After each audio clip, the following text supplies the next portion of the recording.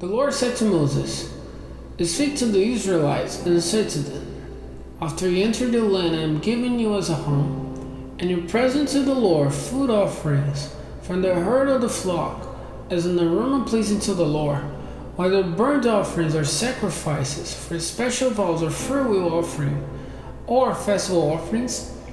And the person who brings an offering shall present to the Lord a grain offering of a tenth of an ephah of the finest flour mixed with a quarter of a hin of olive oil.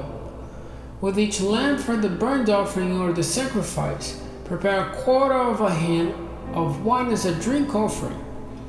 With the ram, prepare a grain offering of 2/10 of an ephah of the finest flour mixed with a third of a hin of olive oil, and a third of a hin of wine as a drink offering.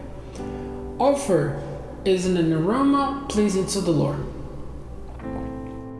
When you prepare a young bull as a burnt offering or sacrifice for a special vow or a fellowship offering to the Lord, bring with the bull a grain offering of 3/10 of an ephah of the finest flour mixed with half an hin of olive oil.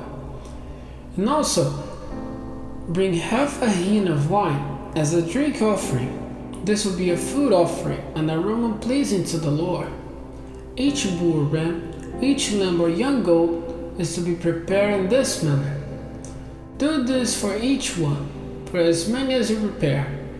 Everyone who is native born must do these things in this way when they present a food offering as an aroma pleasing to the Lord.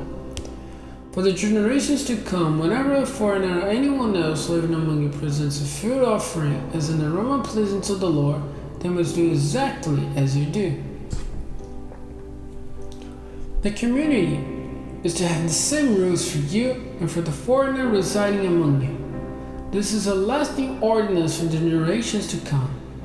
You and the foreigner shall be the same before the Lord. The same laws and regulations will apply both to you and to the foreigner residing among you.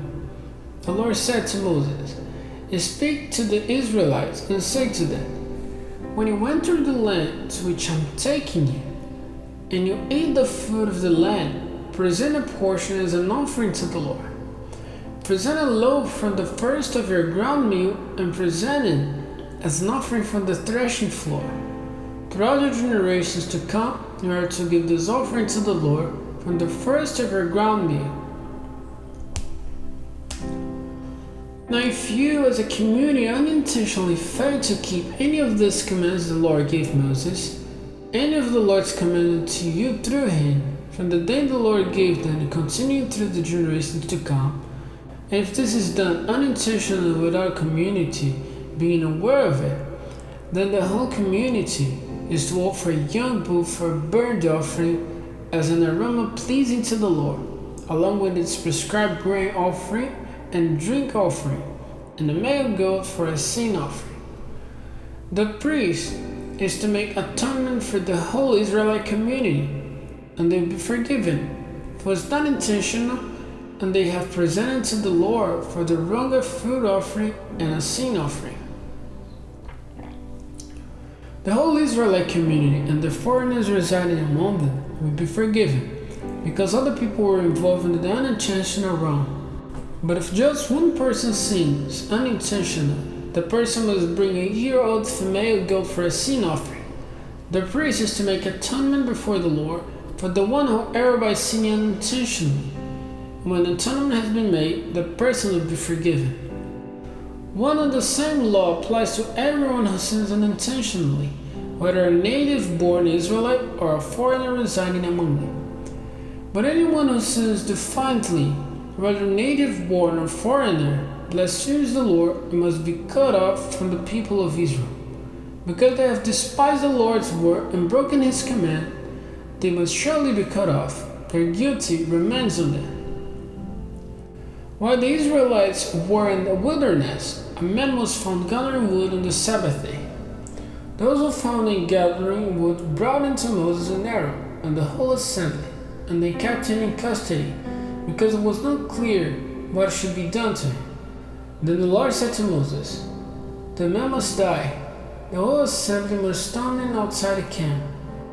So the assembly took him outside the camp and stoned him to death, as the Lord commanded Moses.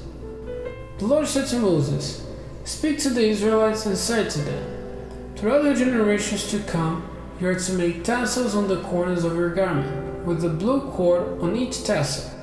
You will have these tassels to look at, and so you will remember all the commands of the Lord, that you may obey them and not prostitute yourselves by chasing after the lust of your own heart and eyes.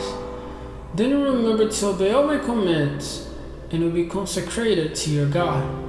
I am the Lord your God, who brought you out of Egypt to be your God. I am the Lord your God."